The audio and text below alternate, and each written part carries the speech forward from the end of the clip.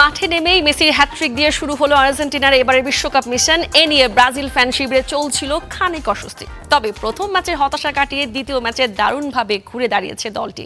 হাইতির বিপক্ষে ৩-০ গোলে বড় জয়ে ফিরেছে সেলেসাওরা, চেনা আত্মবিশ্বাস। আর এই জয় আনন্দ শুধু মাঠে নয়, ছড়িয়ে পড়েছে সামাজিক মাধ্যমেও। বাংলাদেশের শোবিজ তারকারাও সামিল হলো এই আনন্দে। প্রথম ম্যাচের পর সমালোচনা আর হতাশা ছিল চারদিকে। তবে হাইতির বিপক্ষে মাঠে নেমে সেই সব প্রশ্নের জবাব দিয়েছে টিম ব্রাজিল। ৩-০ গোলের জয়ে ফিরেছে তাদের চেনা সাম্বা ছন্দ। এই জয়ে উচ্ছ্বাস প্রকাশ করেছেন অভিনেতা জিয়াউল হক পলাশ। ম্যাচের আগে ভিডিও বার্তায় দলের জন্য শুভকামনা জানিয়েছিলেন তিনি। জয়ের পর শেয়ার করেছেন একটি বিশেষ ছবি। ব্রাজিলের পতাকা ও খেলোয়াড়দের নাম আঁকা সেই ছবিটি এঁকেছে তার ভাগ্নে। অভিনেত্রী জান্নাতুল সুমাইয়া হিমিও দীর্ঘদিনের ব্রাজিল সমর্থক।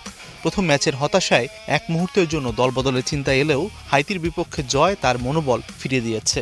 সামাজিক মাধ্যমে জানিয়েছেন অভিনন্দন ও শুভেচ্ছা। অভিনেতা পার্থ শেখও উদযাপন করেছেন ব্রাজিলের জয়। সাদা রঙের ব্রাজিল জার্সি পরে একটি সেলফি পোস্ট করে লিখেছেন ফ্রেশ স্টার্ট।